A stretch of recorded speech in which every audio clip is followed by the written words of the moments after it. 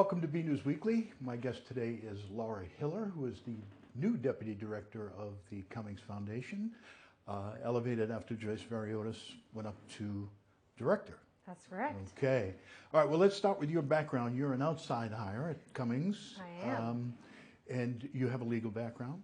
That's right. So I was a trust and estates attorney, practiced in a couple of downtown firms, and most recently with a small boutique firm in Wellesley. Basic estate planning for folks, but then it also strayed, of course, into charitable giving and nonprofit law. So you are hail from where? Originally St. Louis. St. Louis? Yes. Cardinals fan? Cardinals fan. Of course, I like to say I've got a favorite in both leagues. Okay, well, yeah. We won't hold that against you. Okay, thanks. Okay. So,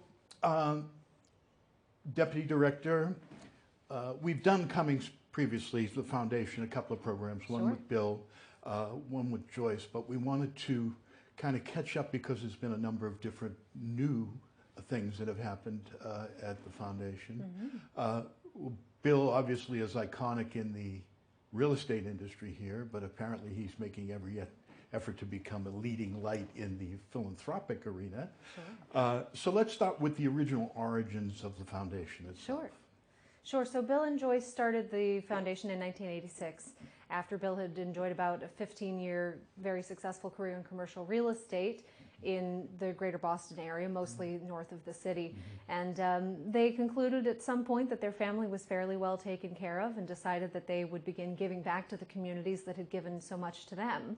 So they created the foundation, and initially it was sort of smaller scale, and there were some, we've got two affiliate not-for-profit senior living communities, one in Marlborough and the other, and the other here in Woburn.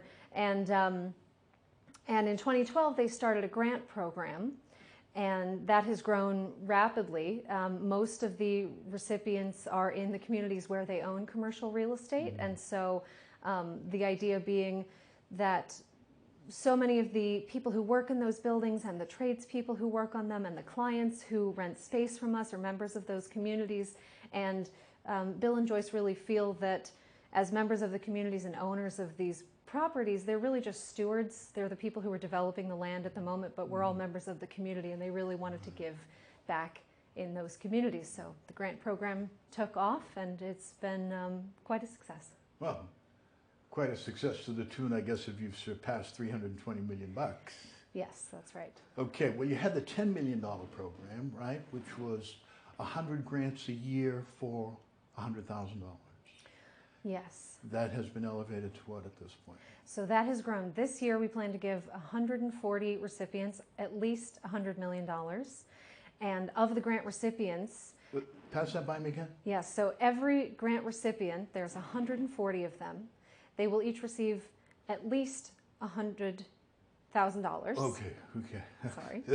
Okay, great. Yes, and then from those that are selected as grant recipients, they're all considered then to have that $100,000 grant elevated to an even larger multi-year, 10-year grant. Okay, so that's where the $20 million comes in. Yes. So in fact, we give away 25 now. It's 25 we now call it the $25 million. It goes up a little bit. Okay, so let's talk about who qualifies for this. Only 501c3s, social groups.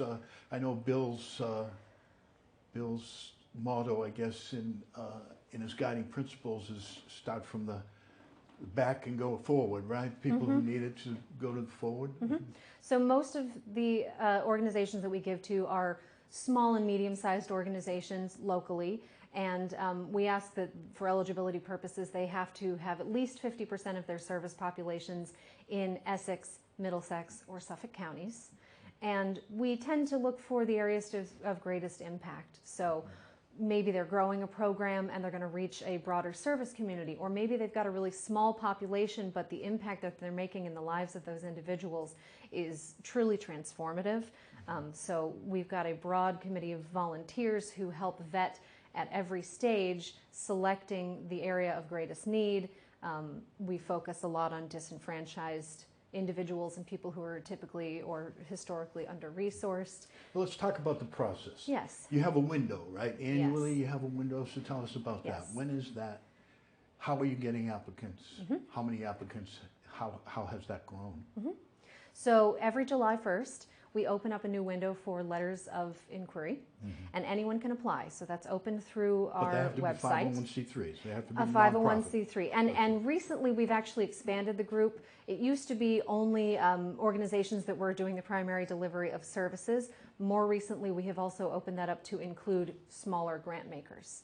So everyone has to be a 501c3. They apply through our website, and then in mid-September, we invite a subset of those to submit a full application. That's a longer process, and then throughout. So you've culled it down at this point. Right. Okay. Right. So there's a series of committees that all of our selections go through.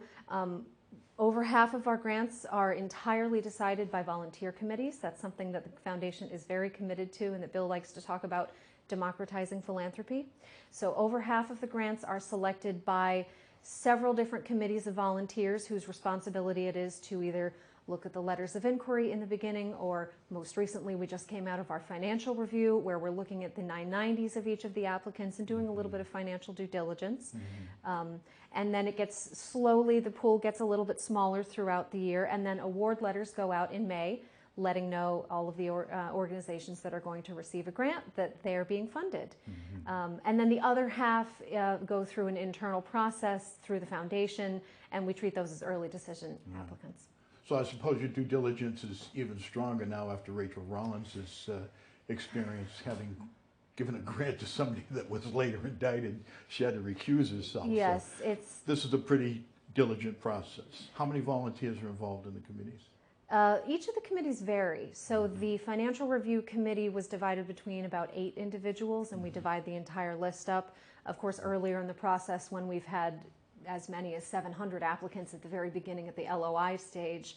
700 now. There was a year we had as many as 700 applicants, so that pool of volunteers, there's a little bit more legwork. Of course, the letter of inquiry is shorter than a full application. So the financial review committee was about 9 people. We look at 990s if they've got audited financials or anything else on their website, but it's something that is sort of an ongoing process, and of course, you know, it's something we're going to be looking at more closely going forward to figure out what more could be done. Right, and the numbers are bigger and bigger.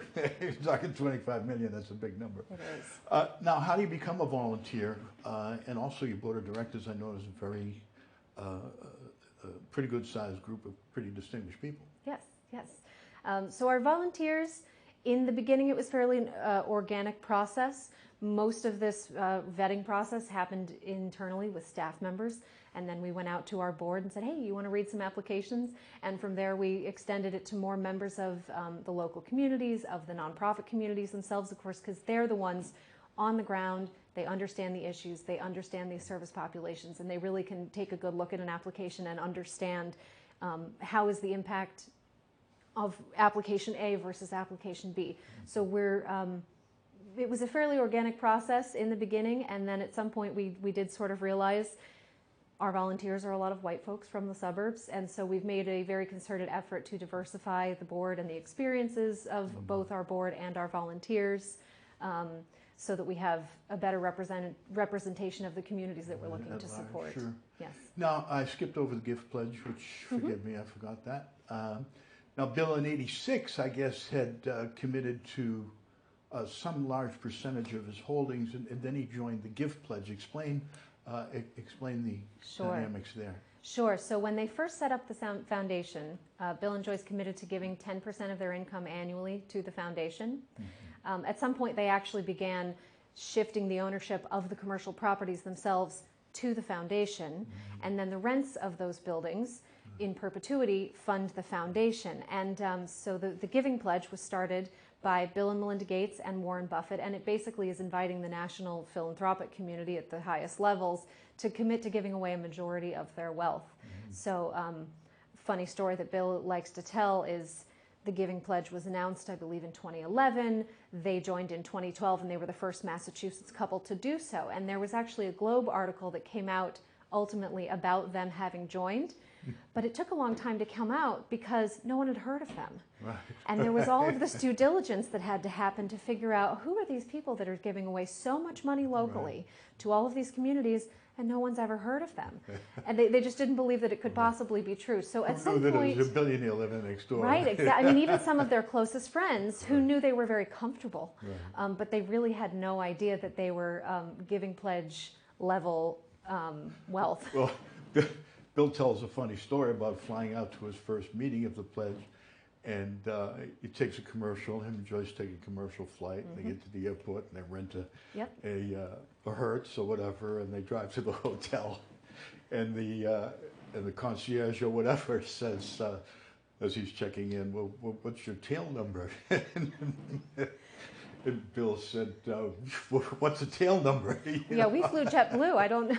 Yeah, so Yes. it explained to him that it was the number on the tail of his jet. Yes, yes. So really one of the most unassuming, well, not that we've met a lot of billionaires, but certainly one of the most unassuming people, Sure. unpretentious people you would meet. Sure. He likes to joke at that very first Giving Pledge annual meeting that they were the poorest people in the room.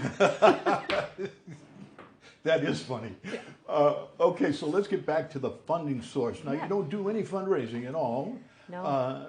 At this point, it's all self-funded as a result of the what he's donated to the Right. foundation. Right. It's wonderful. Of course, nobody likes to pay rent, but if you're going to pay rent, what's wonderful is that we like to say that Cummings buildings power charities, and so all of the commercial real estate, all of the clients in those buildings, all of their rent flows back through to the foundation and gets cycled back into the local communities where the buildings are situated. And it's really a wonderful way to sort of keep the funds connected to the communities in which they came. Right. Now, most everybody works pro bono, yourself and Joyce, although pro bono in the sense that it doesn't cost the foundation any money. You're a direct employee of Cummings. That's right. That's right. The foundation officially doesn't have any employees. We're all employed by Cummings Properties instead. So it essentially has no expenses other than the review process, paperwork, printers, things of that sort. Essentially, yes. That's so unlike many foundations who seem to have many family members on the payroll, right? So let's talk about some of the guiding principles of the foundation. Sure. So Bill and Joyce are very, very focused on the local community, the people that we live with, the people who work for them, the people who work in any number of these buildings, and they're very committed to giving those funds back locally, which is why our grant program is so heavily focused in Essex County, Suffolk County, and Middlesex counties. And we have 4 major areas of giving that we focus on. They are health, healthcare, education, human services, and social justice. And so most of the grant recipients fall within one of those categories, or they are delivering perhaps a music program, but it's serving someone in one of those capacities. Maybe it's music therapy, or it's focused to kids whose schools aren't providing those programs anymore, something like that. And they're very focused on trying to deliver services to communities and individuals who are traditionally disenfranchised or in other way underfunded. And there's so many really fabulous organizations that are really small doing really incredible work, and they're so connected to these communities that if we can be the vehicle to cycle funds back to those organizations, it really lifts all tides. Yeah. One of the old axioms is give till it hurts, but apparently Mr. Cummings says give till it feels good. That's right. And then keep giving. Yes. Not a bad move. Yes. Now, the foundation has had a number of high points. You talked about New Horizons. There's also the Tufts Veterinary Center. Tell us about that. Sure. So in addition to the 2 senior living communities, we also have what we refer to as affiliated colleges. So it started with Tufts University with their School of Veterinary Medicine out in Grafton. The origins of that were basically a lunch between then President Larry Bacow and Bill. Bill had been on the Board of Trustees for a long time, and the veterinary school was about to lose a substantial amount of its state funding, and so Bill stepped in, and we have since added to other schools. Most recently, we also made a similar sized gift and arrangement with Endicott College. They have a new School of Nursing and Health Sciences. And then just recently, we announced Benjamin Franklin Institute of Technology. Don't go there yet. We're going to save that for the end. Sure. Now, was Bill a graduate of Tufts? He is. He is. He is. Local Medford boy, and he likes to say that he kind of talked his way into an interview because he drove his friend who had an interview and ended up having an interview himself. Well, the origins of his real estate business, I guess, was a soda company, soda pop. Yep. Around on a cart, right? Okay, so New Horizons and in Marlboro. Tell us about that. New Horizons is the old Choate Hospital, which was closed. Right. It was kind of a reclamation project, wasn't it? Right. So Cummings Foundation is an operating foundation, and that means that we own and operate and run, and we hire the staff of those two senior living communities. They're not-for-profit senior living communities, and they were the earliest parts of the foundation of the groups that we were actually running and operating. We are very proud that we have not increased the rates there for a very long time, and it's a core part of the foundation that we're very proud of. And the one in Marlboro, was that also a closed, was that also an abandoned hospital? What was that? It wasn't. That facility was, I don't actually know what, it doesn't have quite the same story as the local hospital that was basically in need of funding, and Bill came home one night and said to Joyce, hey, I bought a hospital, and they retrofit the entire building and built it out and made it really nice senior living community. Very important piece of real estate in the city of Woburn. Yes. That's for sure. Now, you started briefly on Benjamin Franklin Cummings Institute. That's right. He's in pretty august company there now, Bill and Ben. Tell us about that. First of all, what does Benjamin Franklin Institute do? Sure. So they are the only technical college in downtown Boston, as I understand it. And so they are heavily involved in workforce development initiatives and basically helping train people in skill sets that are in really high demand in the trades and other technical fields. And that came about because the foundation became very heavily focused on workforce development initiatives. We're in the construction industry. We work with people in the construction trades, and we've seen firsthand how much a need there is for more people with that level of that kind of skill set. And so we were looking for partners and opportunities, and several people that Bill and the foundation know and respect had recommended Benjamin Franklin and their new president, President Aisha Francis. And so Bill had a conversation with her and was incredibly impressed about the program that they deliver. And of course, they've been in the city for a very long time, and they were started by a bequest from Ben Franklin himself. Right. That wasn't open for 100 years, I think. Right. Correct. Right. So Ben Franklin considered himself a tradesperson, and so in his will to his two cities that he sort of claimed as his home cities, Boston and Philadelphia, he left a sum of money. And after 100 years of growth, they were supposed to start these two technical colleges, kind of modeled on Cooper Union. I think it was $1,000 at the time. It was a fairly small. Well, it was a larger sum then, of course. Right, but modest by. Of course. Yes, but very modest by today's standards. So there's a story about his 2-penny whistle, so you can imagine what 2 penny got you in those days. Sure. Right? Sure. So they've been in existence since then, and Bill felt very strongly after meeting with President Francis that they're doing fabulous work and that we should be funding them and elevate their programs. There's a huge need for it, and they do really tremendous work. Well, this took on a new measure of funding, did it not? I mean, this was it $1 million grant and then an ongoing grant over 10 years? That's right. So it was $2.5 million in the first year, made just $2.5 million. Yes, just before New Year's, and then it's $1 million every year going forward for 10 years. $1 million going forward. Yes. So it's a total of a $12.5 million gift over 10 years. Great. Yes. Wonderful. Now, the next one was the Commonwealth Kitchen, I believe is the name of it. Yes. Explain to us what that is. Sure. So Commonwealth Kitchen is, they've been known to the foundation for a very long time. We've funded them several times through our grant program. They're a program that is basically focused on helping people with food and cooking skills turn that into a business. So they have a kitchen, they bring people in, but they also do a lot of training around financial management and business planning to help people who have a marketable skill build a business around it. So we essentially canceled their existing $500,000 grant. They were about halfway through it.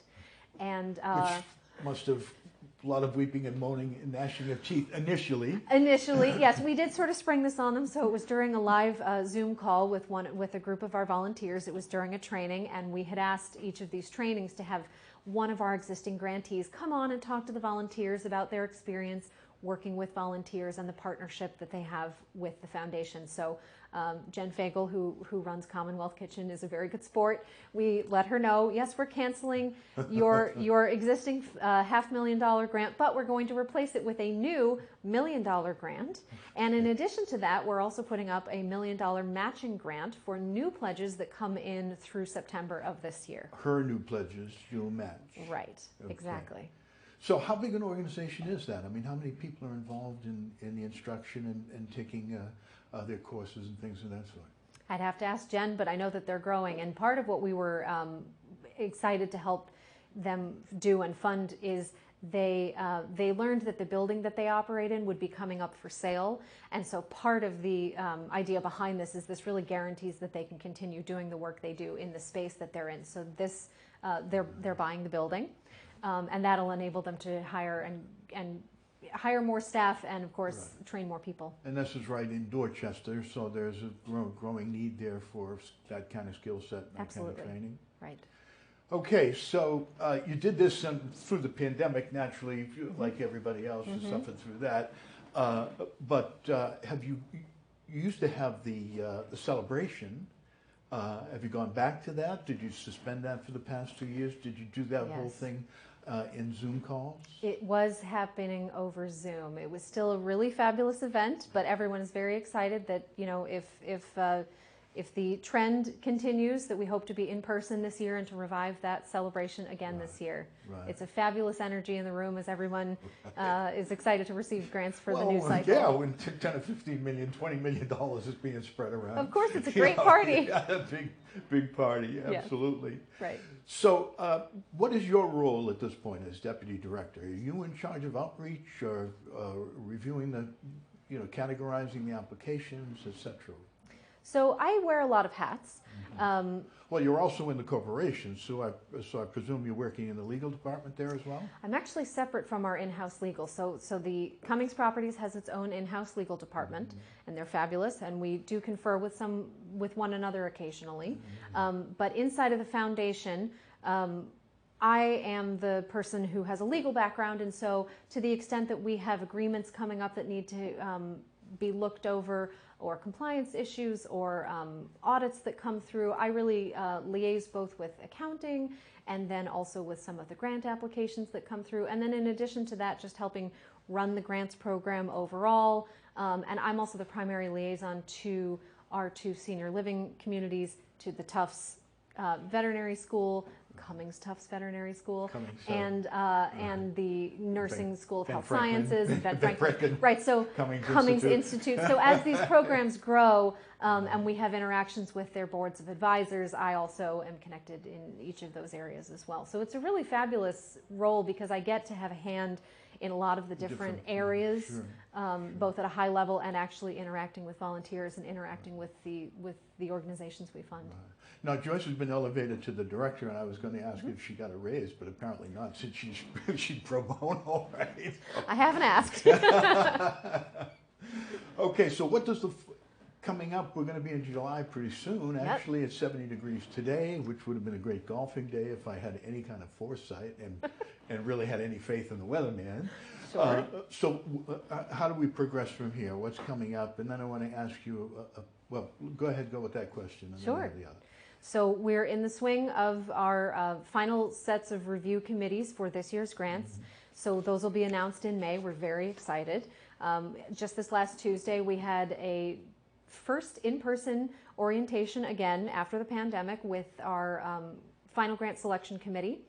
The remaining applications at this point get read by 4 different people, and then there's a process and a conversation where each applicant is vetted and looked at every way so that we can really determine where we can make the area of best impact. So we're very excited for our volunteers to return those decisions to us. And those awards for this year hasn't been done yet. The awards haven't been done. Those are the upcoming cycle. The upcoming cycle. Correct. And then Correct. the window will open again July 1st. And Correct.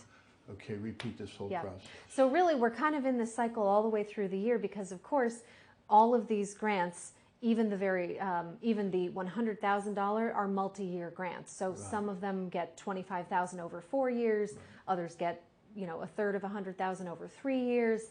So as groups are already funded, we also have another set of volunteers that does site Working on a new visits group. and impact reports. So we stay in close touch with the groups that we fund. So with each passing year, this becomes an enormous accounting problem, does it not? Where you're, and particularly if you have continuing grants, you have to monitor when the money is due, when it's going out. Who takes care of that? Is that in your bailiwick too?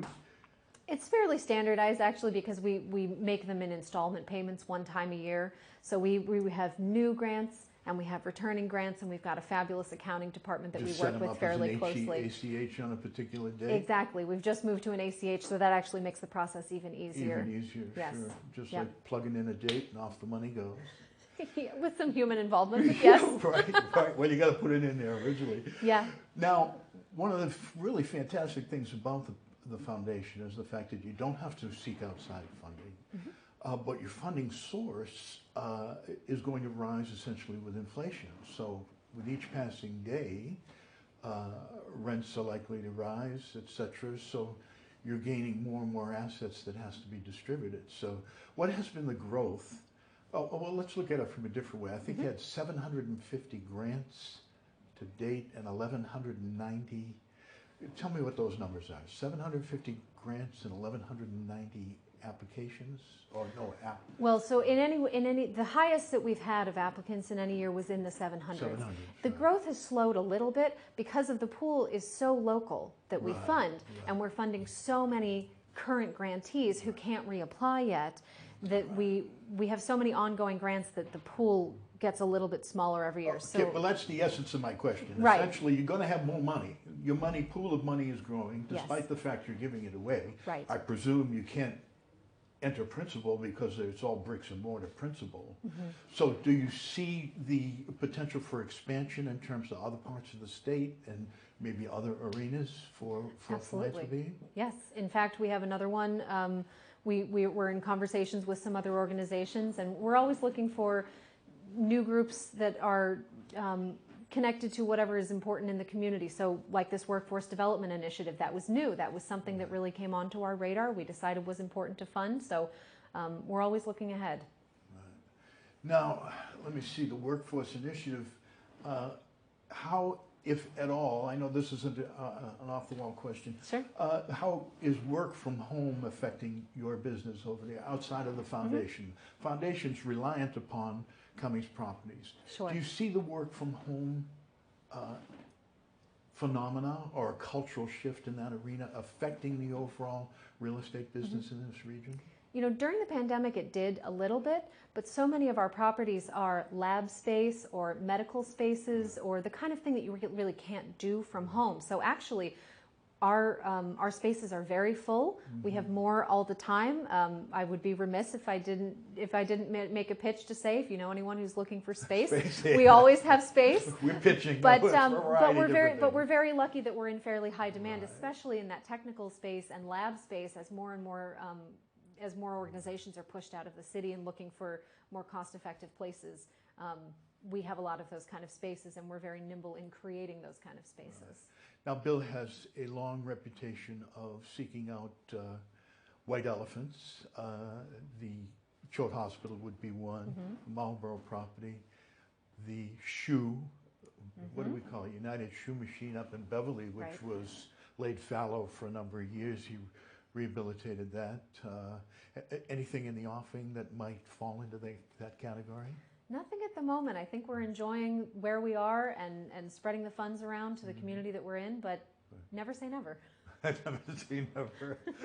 Okay, that wraps up our time. Unfortunately, I want to thank our guest, Laura Hiller, who is the Deputy Director of Cummings Foundation.